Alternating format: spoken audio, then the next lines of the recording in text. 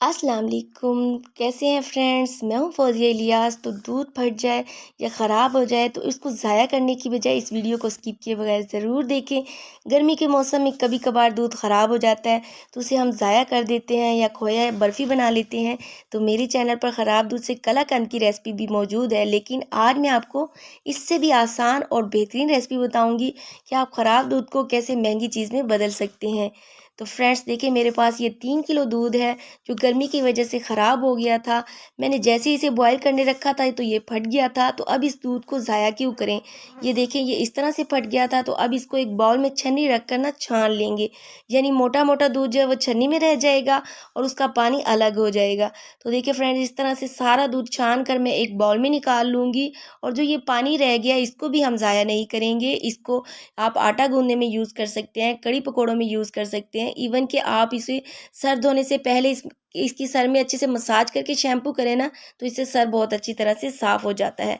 तो फ्रेंड्स देखिए, अब जो हमने इस दूध को जो बाउल में निकाल के रखा था, इसको जग में डालकर ग्राइंड कर लेंगे।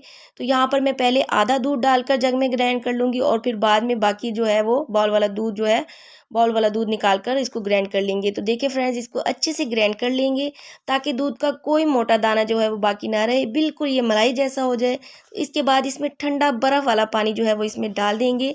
इससे दूध जो है बिल्कुल अच्छे से चिल हो जाएगा और इसको थोड़ा-सा ग्राइंड कर लेंगे। तो देखिए, ठंडा पानी डालने के बाद इसको चम्मच से हिला लेंगे तो सारा मक्खन जो है वो खुद ब खुद इकट्ठा हो जाएगा। तो फ्रेंड्स, अब इसे हम हाथ से भी नहीं निकालेंगे, हम अपने हाथ नहीं गंदे करेंगे। इसे एक बाउल में छन्नी रखकर लस्सी को अलग कर लेंगे और मक्खन सारा इकट्ठा होकर छलनी में आ जाएगा। तो इस मक्खन को एक बर्तन में निकाल कर रख लेंगे। इसी तरह फ्रेंड्स, बाकी जो बाउल में बचा हुआ दूध था उसको भी जग में डालकर ग्राइंड कर लेंगे। और अच्छे से जब ग्राइंड हो जाएगा तो इसमें मैं बर्फ़ डाल दूँगी, या बर्फ़ वाला आप पानी डाल दें। तो बर्फ़ डाल रही हूँ मैं और फिर इसको चम्मच से हिला लेंगे। तो देखिए फ्रेंड्स, खुद ब खुद मक्खन सारा इकट्ठा हो गया है और इसको हम निकाल लेंगे। तो माशाल्लाह से ये दूध फैट वाला था तो इतना ज़्यादा मक्खन इसमें से निकला है।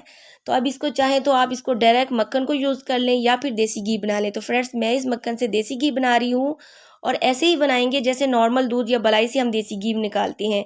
तो अब इसे चूल्हे पर हल्की आंच पर रख देंगे और आंच स्लो पर देखिए, काफ़ी सारे ना इसमें पहले बबल आ जाएंगे और उसके बाद ये देसी घी में कन्वर्ट होना शुरू हो जाएगा। तो सारी लस्सी इसकी नीचे बैठ जाएगी और अब इसको किसी बर्तन में छन्नी रखकर छान लेंगे। तो आप देख सकते हैं इसका कलर इसलिए यूँ आया कि क्योंकि इसको मैंने थोड़ी ज़्यादा देर पकाया है, ताकि किसी किस्म का कोई वहम बाकी ना रहे कि ख़राब दूध की कोई स्मेल आ रही है। तो देखिए, इसकी माशाल्लाह से बहुत प्यारी देसी घी वाली खुशबू आ रही है। तो बस इसको थोड़ी देर के लिए ज़्यादा पका लेंगे तो फिर आप बेफ़िक्र होकर आप इसको इस्तेमाल कर सकते हैं। तो आपको मेरी वीडियो से ज़रा सी भी हेल्प मिले तो प्लीज़ लाइक कर दें और मेरे चैनल को सब्सक्राइब कर दें और मेरे अपना बहुत सारा ख़्याल रखें। Take care. अल्लाह हाफ़िज़।